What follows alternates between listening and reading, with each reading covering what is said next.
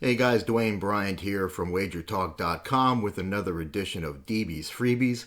Getting ready to drop some situation information on you for Monday, April 19th. Before we do the T&A though, just a reminder, you never want to make any bet based on any single trend, angle, or piece of information. Simply use the information as one piece in the handicapping puzzle for each game. If it supports a play you already liked, great. If it goes against what you liked, perhaps a deeper dive into that game is needed. So with that being said, let's start with the NBA. Let's look at Game 511. It's the Phoenix Suns and the Milwaukee Bucks. And this situation says to play on Phoenix.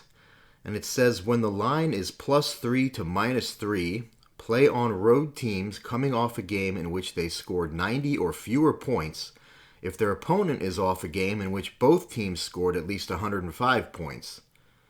Now this situation is 26-6, 81% over the last 5 seasons. It is 2-1 so far this season. So basically to score 90 points or less in today's NBA is pretty bad. So these teams are definitely in some serious bounce back mode. And when you score 90 points or less in today's NBA, you probably got blown out as well. So that puts our team in bounce back mode off an embarrassing loss. And the Suns were held to 85 points in a 26-point home loss to the Spurs. And you guys know me, you know I love backing good teams off embarrassing losses. So Phoenix will definitely be on my list of potential plays for today. Staying in the NBA, we're going to look at Game 503. It's the Golden State Warriors and the Philadelphia 76ers. And this situation says to play against the Sixers, hence on Golden State. And it says play against home teams in non-conference games when coming off a game in which the team won straight up as a favorite but did not cover the spread. So this situation is 123-69 for 64% winners over the last 5 seasons. It is 18-9, 67% so far this season.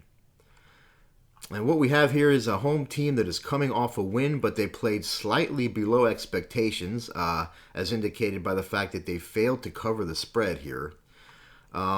This team is probably not overly motivated because they're coming off a win and they're facing a non-conference opponent, and non-conference games are the least important games on the schedule. So we fade these teams, and it has worked out pretty well, and I do like this situation, so Golden State will be on my list of potential plays. Let's head over to the NHL for Game 35, Carolina Hurricanes, Tampa Bay Lightning. This situation says to play on Tampa Bay. It says play on home teams off a divisional loss by 2 goals or more when facing an opponent coming off at least 2 straight home wins. Now, this situation has gone 47-13, 78% the last 5 seasons. It is already 7-3 this season. This is what I call a pendulum swing game. We have a team that should be motivated coming off a multiple goal loss to a division rival. And they're facing a team that probably isn't as motivated, given that they're hitting the road after at least 2 straight wins at home. I do like teams in this situation, so Tampa Bay does make my list as a potential play for today. Staying in the NHL, let's look at Game 39, the Detroit Red Wings and the Dallas Stars. This situation says to play against Dallas, hence on Detroit. And it says play against home favorites of -200 to -300 if they're allowing 2.55 or fewer goals per game on the season, and they've allowed 1 goal or less in back-to-back games. So this situation has gone 65-72, which is 47.4% winners since 1997. Now, I know what you're thinking. Yes, the win percentage is under 50%. But think about what I just said. Every bet has been on a sizable underdog, because we're talking about fading favorites in the -200 to -300 range. So we're backing a pretty good-sized underdog in every game. And despite the win percentage being 47.4%, This situation has gained over 60 units based on 1 unit per game. So that's a pretty damn good ROI. So I think that's something that we need to look at here. We're basically fading a team that usually doesn't give up many goals, and they're off back-to-back games in which they either shut out their opponent or gave up 1 goal. So they're due to give up a few goals, and if they do give up a few goals, they stand a decent chance of getting beaten. So if you like betting on big dogs, this looks like a good spot for you. But if you're a heavy chalk player, this is one game where you may want to skip over it. And last but not least, let's go to Major League Baseball. Let's do some rapid fire T&A. Number 1, Boston is 10-1 this season against AL teams with a batting average of .265 or worse.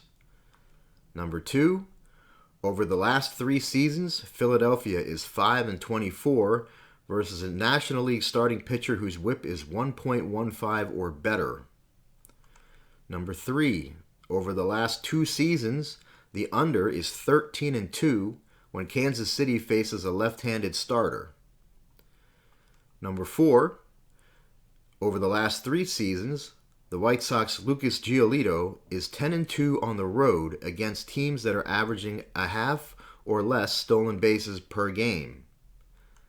And number 5, over the last 2 seasons, the under is 11-1 when Milwaukee's Brandon Woodruff starts in a night game. And again, another reminder that you never want to make any bet based on any single trend, angle, or piece of information. Simply use this information as one piece in your handicap of each game. Only use it to further support a play you already liked or to make you look closer at a play if the information disagrees with your opinion.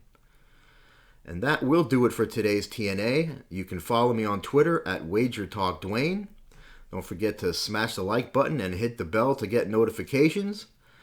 And until next time, best of luck on all your wagers.